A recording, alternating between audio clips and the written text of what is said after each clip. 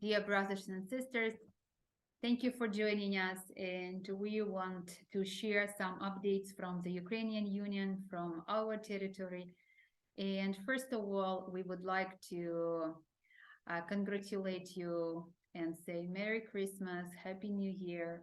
May you and your family have a blessed Christmas as we focus on Jesus and his sacrifice for us. With sincere gratitude from all whole SDA Church in Ukraine. How do Ukrainians meet 2023? Every day on the internet, we come across poignant photos of Ukrainians who continue to live despite the war. For some, indomitability is attending class when there is no light. For some, being unbreakable means swimming under the lanterns of friends. And for some, being unbreakable is to meet Christmas in Bakhmut. Let me share a couple of pictures with you. In this picture, you can see a couple from Bakhmut live in spite of everything. This is how this picture is called. Bakhmut, or the hotspot in Ukraine. Residents of the city are getting ready for Christmas.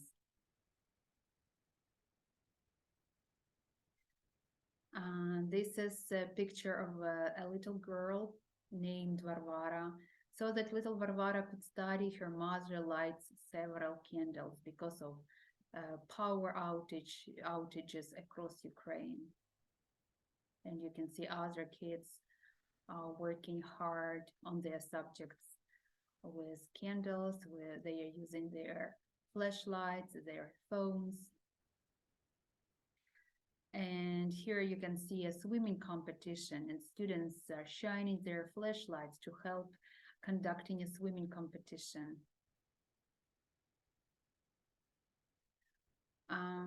All over Ukraine and in Kiev, we have some unbreakable points, so-called.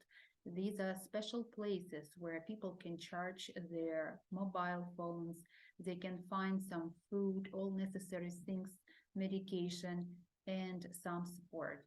This is a guy, this young man came to this unbreakable point with his own sewing machine, with his table, with his lamp to finish his assignment, to finish doing something.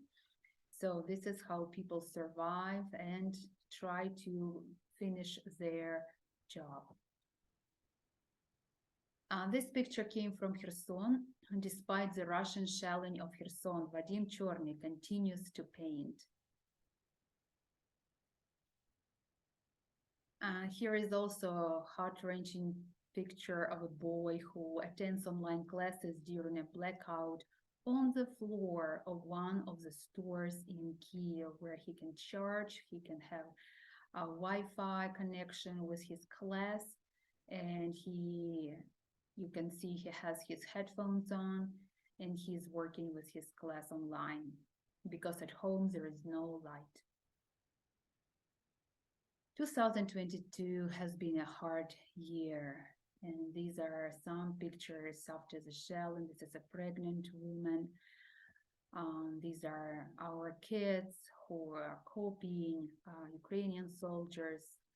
This is a man who lost his wife. But our ministry continues, and more people are joining the church. Here is a picture of one of the biggest churches in Kiev. In total, 46 people were baptized during the year of continuous social and evangelistic service and ministry in this church in Kiev. It is situated on the left bank of the river Dnipro, and you can see the latest baptism in the picture. This is also another baptism in Dnieper, one of the biggest churches also. We have power cuts across Ukraine after Russian strikes, and this is so untypical for Kiev, for other cities to have no lights. You can see a picture of streets in total darkness. And here is a picture of of Kiev in 2019, 20, 21, and 22. And you can say that in 2022, the lights are off and it's really dark now. So we have a Christmas season without its traditional glow in Kiev. This is our Christmas tree. This is how it looks like. Generators. We have generator evangelism right now. Many pastors, because there is no light, no power, they have to use generators at evangelistic campaigns, which they conduct. My husband also conducted 2 generator evangelistic series a couple of weeks ago. People also come to generators to charge their devices and to heat themselves. So generators are of great demand in Ukraine right now. You can see this man is buying a generator for his home.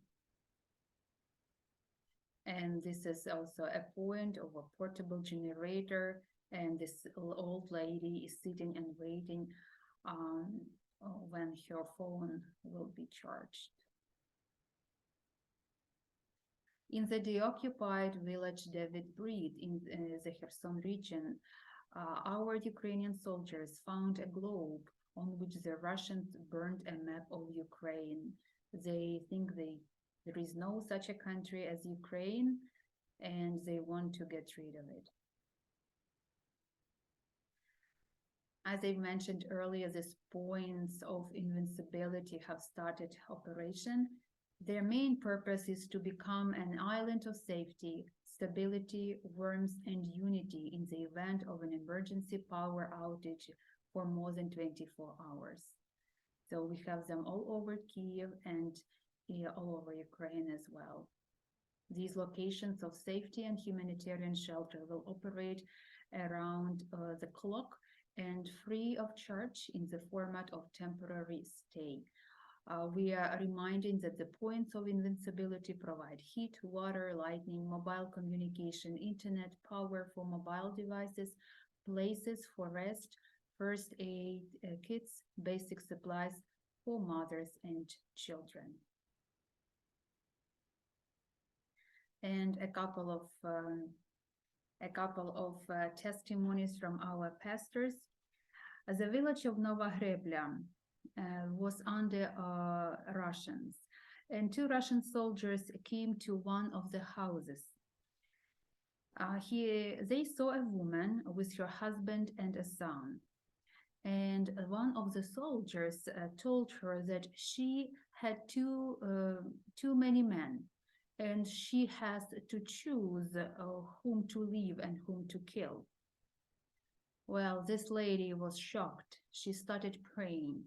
And suddenly the commander came and asked the soldiers to join something and do something different. They left and they have never come back. This lady was relieved. And of course, it was God's answer to her prayer. Another testimony is about our church building. Some neighbors used to oppose the church. They previously opposed the church, but now these neighbors hide in the church and are very grateful to church members so that they could find shelter there. So all churches are full of new people, and our brothers and sisters try to support them, providing necessary help. And the last testimony is from the north of Ukraine. Our brothers were at the block posts.